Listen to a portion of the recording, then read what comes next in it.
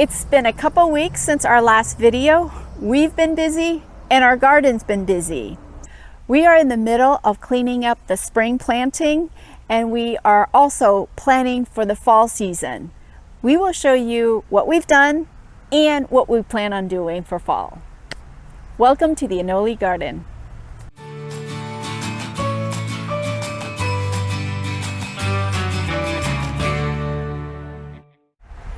Most of the country are in the middle of their one growing season, but in Florida we have two growing seasons. We have the spring and then we have the fall.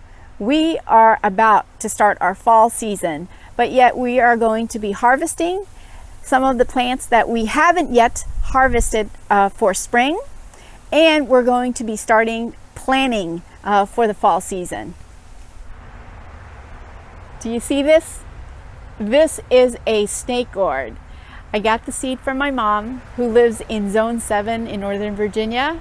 So I planted 2 seeds, one survived, and I got one single snake gourd. So this one is not going to be eaten, but it's going to be ripened and seed harvested. This is our squash trellis. It has been attacked by so many pests, squash vine borers, and now it's being attacked by the pickle worms. And even though we plant the variety of squash that are more resistant to those pests, still they're being attacked. So we only have this one remnant left, and this is our Seminole pumpkin. And because it's turned golden and the vine here has started to turn brown, and parts of the leaves are also turning brown, it is definitely ready for harvesting. So we're going to cut it down.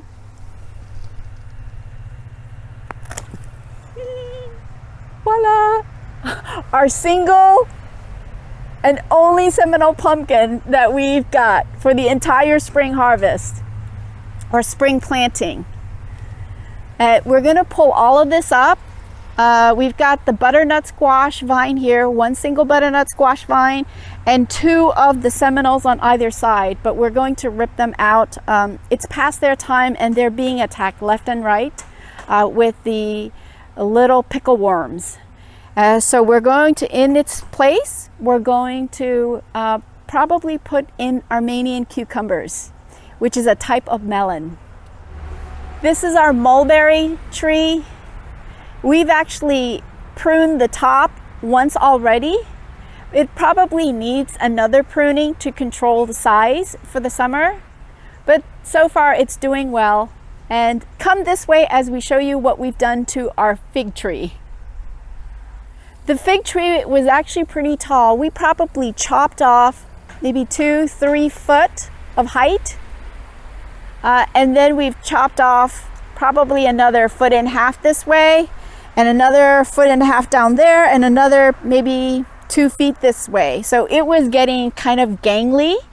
And so because we didn't want it to topple in the storm that's coming up through, we're still in hurricane season. We didn't want it to be bashed by the storm. So we prune it back quite a bit.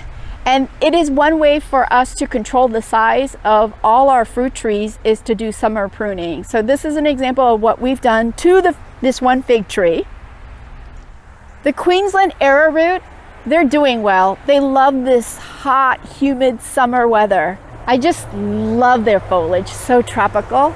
So it's not a problem, they're doing well. The sweet potato, they've been in the ground almost 5 months, and purple sweet potatoes takes a little longer, so we'll probably harvest them the end of August or the end of this month, and we'll show you how that goes when we do so. So this is one of our watermelon patch. The watermelon has actually done better this year than the previous year. We've had, what, 2 or 3 watermelons so far that we've picked? 3 watermelons. And this one is one of the bigger ones. Look at all the scratches that are on it. This watermelon was actually maybe 1 foot or 2 further this way. One day we found out that they were all strewn this way. And look, Those are claw moths. We don't know exactly whether it's a possum or raccoon, but someone's trying to steal our watermelon. We pulled out all of the tomatoes that were in this big bed. They were still producing, yet they were being attacked by stink bugs. And it was just too hot for them. So all the tomatoes got pulled, and a lot of whatever brassicas that we had planted from the previous season, they were struggling, so we pulled most of them out. So the big bed looks a little sparse, but the end of this month we'll probably start planting our cool seasons, which will include some of the brassicas like broccolis, kales, cabbage. Here we have our bean trellis. The beans have been wonderful. They were prolific producers. They produced nonstop, but as you can see, the leaves are starting to turn.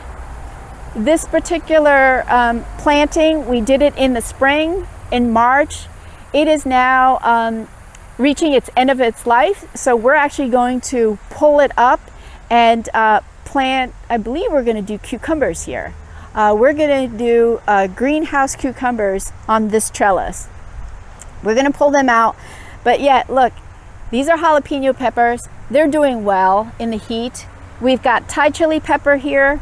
They're very happy. And we also have both the purple eggplants as well as the Thai round eggplants. They're doing well. They love the heat. This used to be full of cucumbers. They're all gone. We pulled them out in the middle of July, and this was all tomatoes. The only thing that we've left is the Everglades tomatoes, which can handle our summer.